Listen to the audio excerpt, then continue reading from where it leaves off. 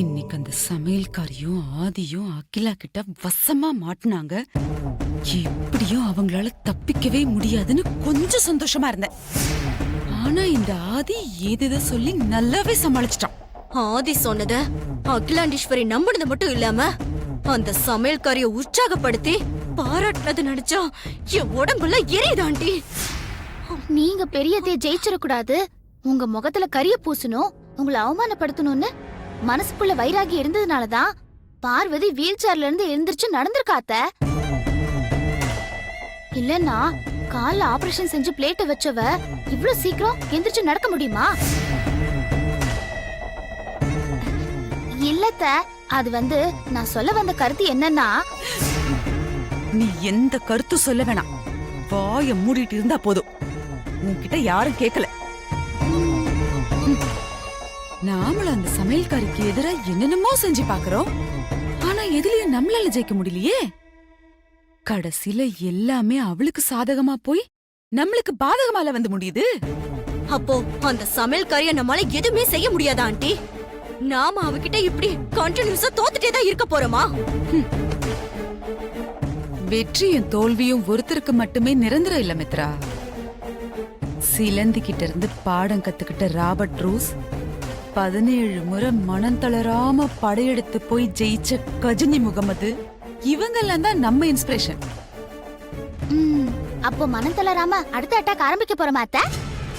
ஆமா, அடுத்த அட்டாக் உன்கிட்ட இருந்து ஆரம்பிக்க போறேன். கேட்டி வாய முன்னிட்டு சும்மா இருன்னு சொன்னா இல்லையா? சரி விடுங்க ஆண்டி. உமா ஏதோ ஆர்வத்துல சொல்லிட்டா. சமையல்காரிய மாட்டி விட வேற ஏதாவது பிளான் வச்சிருக்கீங்களா?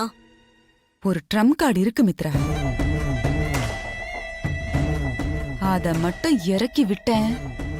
அதுக்கப்புறம் வெற்றி நமக்குதான். அந்த சமையல்காரி ஆதி இவங்க 2 பேர் ஆட்டமும் அதோட க்ளோஸ். அது என்ன ட்ரம் கார்டு ஆண்டி? கேளம்பாக்க ஜோசியர் சொன்னதை மறந்துட்டியா மித்ரா? அந்த விஷயம்தான் நம்ம கையில இருக்கிற ட்ரம் கார்டு. அந்த ஜோசியர் சொன்ன விஷயத்த பெரியத்த கிட்ட சொல்ல போறீங்களா அத்தை?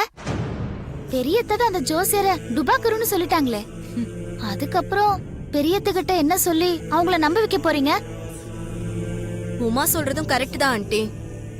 அகிலாண்டீஸ்வரி வேற அந்த ஜோசியரை தப்பான ஆளுன்னு ஒதுக்குனதுக்கு அப்புறம் நாம அந்த ஜோசியரை போய் பார்த்தது பத்தி நம்ம சொல்லி என்ன ஆக போகுது? மித்ரா, அந்த ஜோசியர் ஏதோ தப்பான விஷயத்தை எழுதி கொடுத்துட்டான்னு சொல்லிதான் அகிலா அவன டுபாக்கூர் தப்பான ஆளுன்னு சொல்லி ஒதுக்கி வச்சிருக்கா. ஆனா அவ அந்த சீட்டுல அகிலா தலைக்கு ஆபத்து வரும்னு சரியான விஷயத்தை தான் எழுதி கொடுத்திருக்கான்னு அகிலாக்கு புரிய வச்சுட்டா போதும். மத்தத அகிலா பாத்துக்குவா. ஆனா இதுல ஒரே ஒரு சிக்கல் இருக்கு. என்ன சிக்கல் ஆண்டி? அகிலா நான் சொல்றத நம்பி சமையல்காரி ஜாதகத்தை கையில எடுத்துட்டா, அதுக்கப்புறம் உன் ஜாதகம் பொய்ங்கிற விஷயம் அவளுக்கு தெரிஞ்சு அத நோண்ட ஆரம்பிச்சிருவா.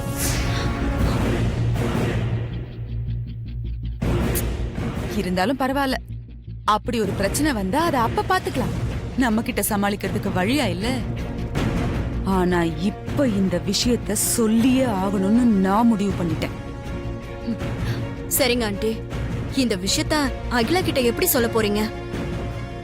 இத நான் அகிலா கிட்ட நேரடியா சொல்ல போறதில்ல. அதுக்கு ஒரு ஐடியா வச்சிருக்கேன்.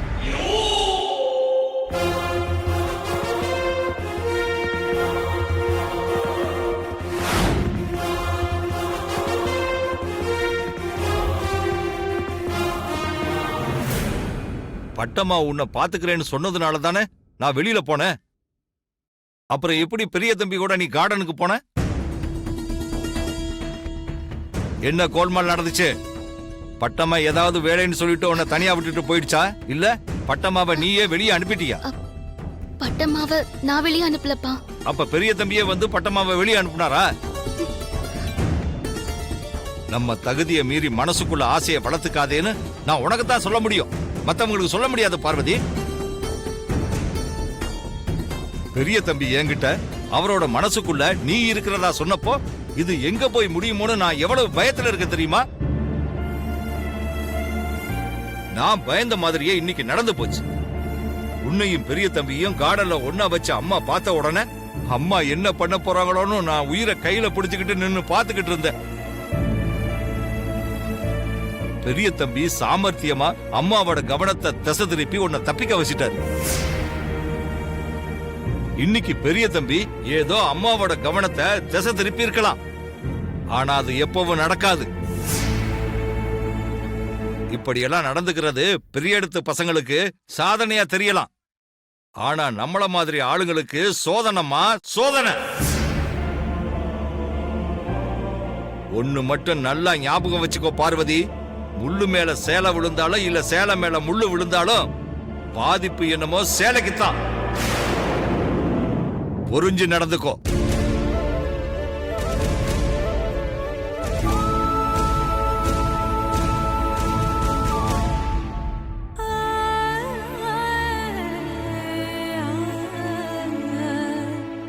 கவலைப்படாதக்கா.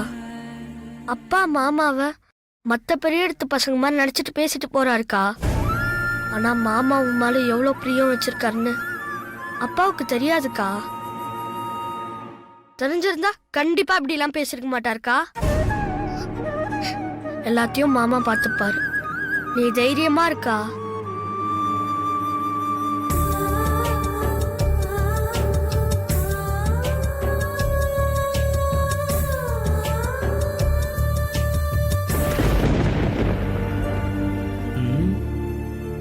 ஐஸ்வர்யாக்கும் பார்வதிக்கும் நல்ல அண்டர்ஸ்டாண்டிங் இருக்கு. ஆனா பார்வதிய ஐஸ்வர்யா இந்த வீட்டோட மருமகளா ஏத்துக்குவாளா? அவளோட மனசுல என்ன இருக்குன்னே தெரியலையே. எதுக்கு போட்டு வாங்குவோம்.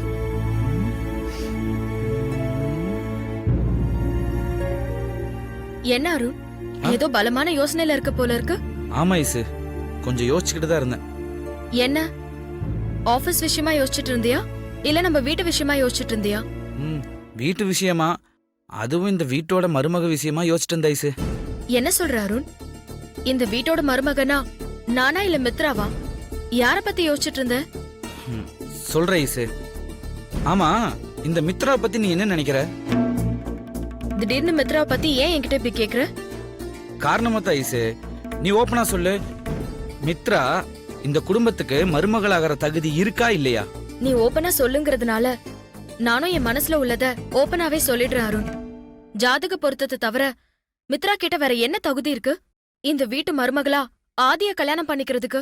அப்படி சொல்லு என் செல்லமே. ப்ரோவை கல்யாணம் பண்றதுக்கு வேற என்னென்ன தகுதியெல்லாம் இருக்கணும்னு நீ நினைக்கிற ஐசு? ஆதிக்கு மனைவியா ஆண்டிக்கு மூத்த மருமகளா இருக்கணும்னா பாக்கறதுக்கு கையெடுத்து கும்பிடுற மகாலட்சுமி மாதிரி ஹோம்லியா இருக்கணும்.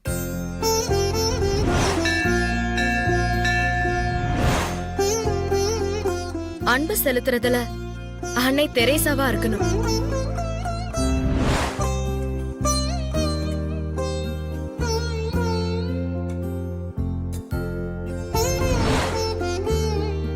குடும்பத்துல இருக்கிறவங்க தன்னை எதிரியா நினைச்சா கூட அவங்கள சகிச்சுக்கிட்டு அரவணைச்சு போகணும்.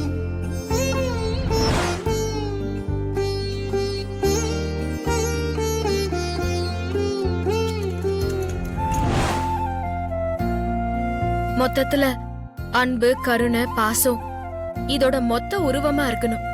ஆஹா, ஐசு சொல்ற அத்தனை குணமும் பார்வதி கிட்ட தானே இருக்கு.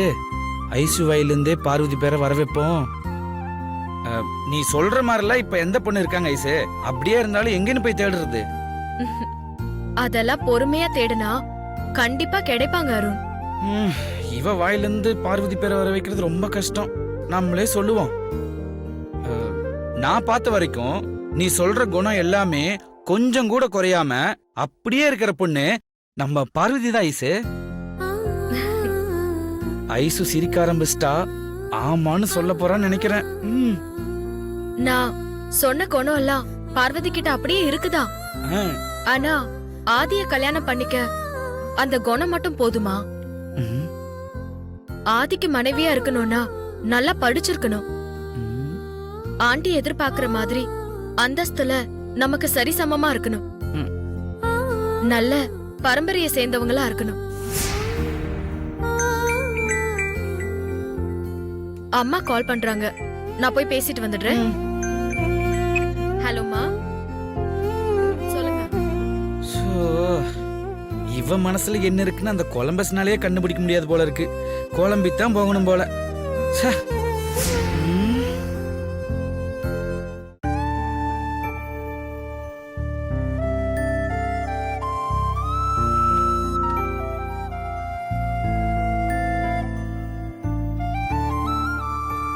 அக்கா மாமா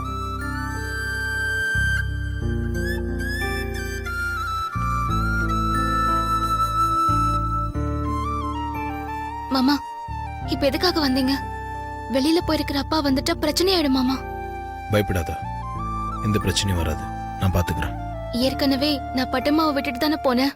அப்புறம் எப்படி நீ பெரிய தம்பி கூட கார்டனுக்கு போன? என்ன கோல்மால் நடந்ததுன்னு அப்பா திட்ட ஆரம்பிச்சிட்டாரு. ஒரு பொண்ணை பெத்த அப்பாக்கு கோவம் வரதான் செய்யும், திட்டதான் செய்வாரு, அவ்வளவுதானே. வேற எந்த பிரச்சனையும் இல்லைல்ல. கோச்சுக்கிட்டு சத்தம் போட்டாரு, அவ்வளவுதான். ஆனா நீங்க உங்க மனசுல நான் இருக்கேன்னு சொன்னதுக்கு அப்புறம் அப்பா ரொம்ப பயந்து போயிருக்காரு மாமா. நீங்க அப்பா கிட்ட அப்படி சொல்லாம இருந்திருக்கலாம்னு தோணுது. நான் தான் ஏற்கனவே ஹாஸ்பிட்டல் உங்ககிட்ட காரணம் என்னன்னு சொன்னேன்ல. நம்ம திடீர்னு அவர்கிட்ட போய் நாங்க ஏற்கனவே கல்யாணம் பண்ணிக்கிட்டோம்னு சொல்லி அவர் முன்னாடி நின்னா அதை அவர் எப்படி எடுத்துப்பாருன்னு எனக்கு தெரியல. நிச்சயமா அது அவருக்கு பெரிய அதிர்ச்சியா தான் இருக்கும். அதான் மனசளவில் அவரை தயார் பண்ண. என் மனசுல நீ இருக்கேன்னு சொல்லியிருக்கேன். ஏற்கனவே இத நினைச்சு ரொம்ப குழப்பத்துல இருக்கிற அப்பா நீங்க சொன்னதுக்கு அப்புறம் இன்னும் குழம்பி போயிட்டாரு மாமா. அவரு எப்போ என்ன பண்ணுவாருன்னு நினைச்சா பயமா இருக்கு. பயப்படாத, இப்ப நீ என் மனசுல இருக்கன்னு தெரிஞ்சதால உடனடியாக எதுவும் செய்ய மாட்டாரு. என்ன முடிவு எடுக்கிறதுன்னு கொஞ்சம் யோசிப்பாரு. இன்னும் கொஞ்ச நாள் பார்ப்போம் இது அவர் எப்படி எடுத்துக்கிறாரு, உங்ககிட்ட எப்படி நடந்துக்கிறாருன்னு. இதனால அவர் டிஸ்டர்ப் ஆயிருந்தாருன்னா நான் சொன்னதை அவர்கிட்ட வேற விதமாக கன்வே பண்ணிடுறேன். ஸோ நீ அப்பாவை நினைச்செல்லாம் கவலைப்படாத. சரிங்க மாமா. அம்மா, வீல் சேர்ல உட்காந்துட்டு இருந்த என்ன எதுக்காக அம்மா முன்னாடி திடீர்னு எந்திரிச்சு நடக்க சொன்னீங்க? இன்னும் கொஞ்ச நாள் உனக்கு ப்ராக்டிஸ் கொடுத்துட்டு தான் உன்னை நடக்க வைக்கலாம்னு நினச்சிருந்தேன். ஆனால் எதிர்பார்க்காம அம்மா வந்துட்டாங்க. அம்மா மனசில் என்ன இருக்குன்னு எனக்கு முழுசாக தெரியல. அவங்க மனசை டைவர்ட் பண்ணதான் உன்னை நான் எழுந்து நடக்க சொன்னேன்.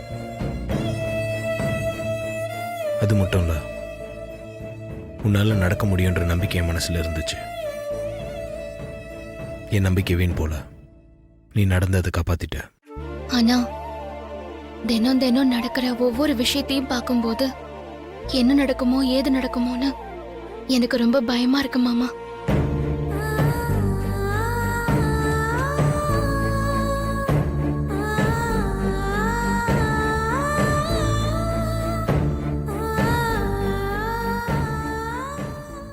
பயப்படாத, நான் இருக்கேன்.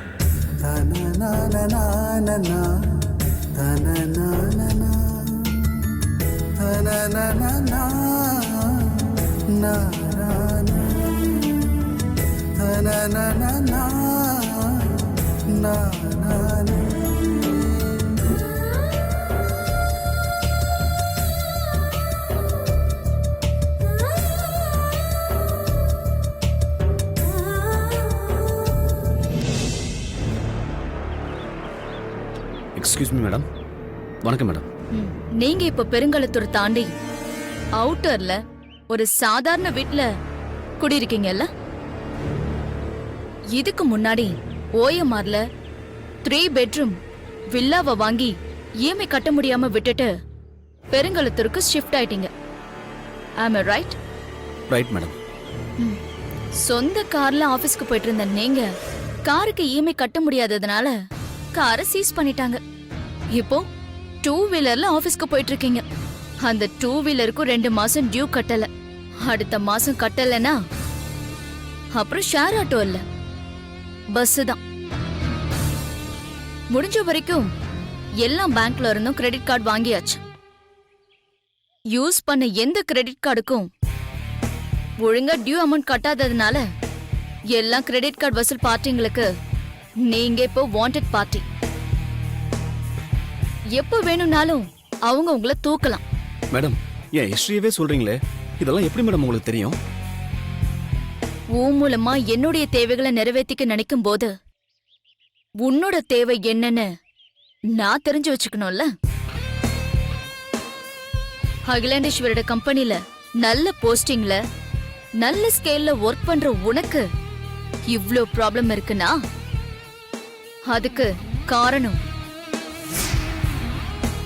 உன்னோட வீக்னஸ் சூதாட்டம் தானே? அதுவும் எனக்கு தெரியும். நான் ஒருத்தர் வேலை பேசுறதுக்கு முன்னாடி அவங்க வேலை போவாங்களா இல்லையான்னு தெரிஞ்சுக்கிட்டு தான் வேலையே பேசு.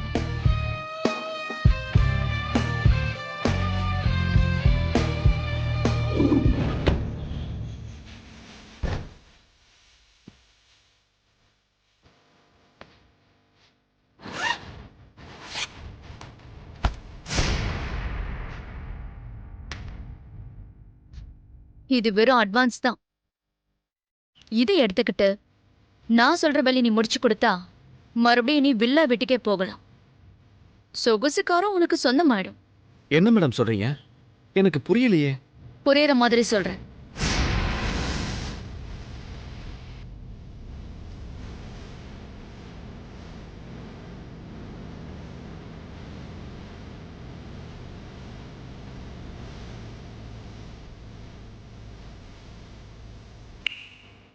இதெல்லாம் குழந்தைங்க சம்பந்தப்பட்ட விஷயம்.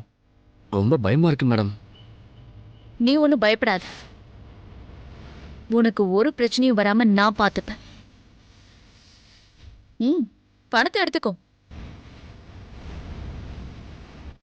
யோசிக்காதீங்க செந்தில், எடுத்துக்கோங்க. ஒரு விஷயத்தை ஆக்கணும்னு நினைக்கிறவனை விட அதை அழிக்கணும்னு நினைக்கிறவன் தான் அதிகமா பணத்தை செலவழிப்பான். அந்த அகிலாண்டேஸ்வரி அழிக்க நான் எதுவும் செய்ய. பணத்தை எடுத்துக்கோங்க.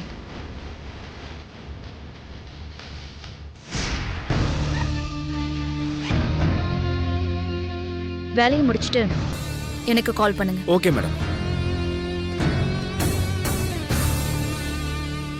அகிலாண்டேஸ்வரி, இந்த தடவை நான் போட்ட பிளான்ல இருந்து நீ தப்பிக்கவே முடியாது.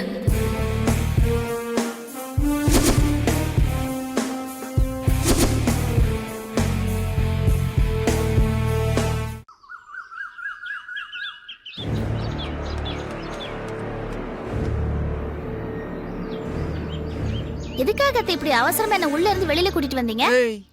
காரண காரியம் தெரிஞ்சதா வருவியா நீ? சும்மா வாய மூடிட்டு நில்லு. இல்லத்த, சாப்பிட்டுட்டு இருந்தல்ல, அப்புறமா சாப்பிடலான்னு கூப்பிட்டு வந்தீங்கல்ல, அதான் கேட்டேன். அப்படியே ஒண்ணு வச்சேன்னா, இந்த வீட்டுக்கு முக்கியமான ஒரு விஐபி வர போறாங்க. அவங்களுக்கு வரவேற்பு கொடுக்கறதுக்காக தான் நாம வெயிட் பண்றோம். வரவேற்பு கொடுக்கறதுக்காகவா? அப்படி முக்கியமான ஆள் யார் அத்த? யார் வர போறாங்க? ஆ, இந்த வீட்டுக்கு விசுவாசமான சமையல்காரி பார்வதி மேடம். கால் சரியாகி இன்னைக்கு தானே வேலைக்கு வராங்க. அவங்களுக்கு ஆரத்தி எடுத்து வரவேற்பு கொடுக்கத்தான் நாம நிக்கிறோம். ஏண்டி மூஞ்சி அப்படி வச்சு முறைச்சிட்டு இருக்க? வரவேற்புனா நீ நினைக்கிற மாதிரி அவளுக்கு சிறப்பான வரவேற்பு இல்ல. ஏண்டா மறுபடியும் இந்த வீட்டுக்குள்ள வரோன்னு நினைச்சு அவ இன்னைக்கே தெரிச்சு ஓடுற மாதிரி வரவேற்பு. அப்பதானே நம்ம மேல பயம் இருக்கும். அதுக்குதான். அத்த, நீங்க அப்படி வரீங்களா? அதுக்கு என்ன, சிறப்பான வரவேற்பு கொடுத்துருவோம்.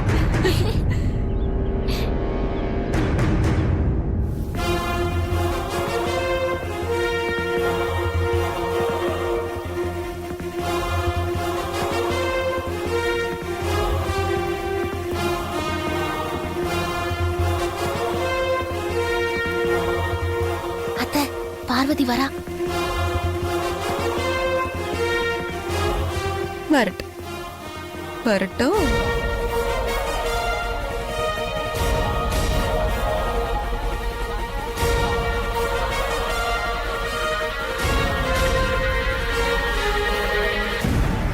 என்னது, வனஜா அம்மாவும் உமா அம்மாவும் யாருக்காகவோ வெயிட் பண்ணிட்டு இருக்கிற மாதிரி தெரியுது.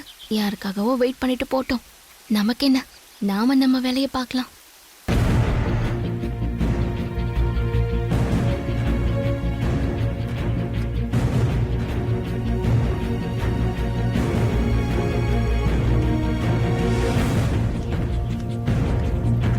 அங்கே நில்லு பார்வதி.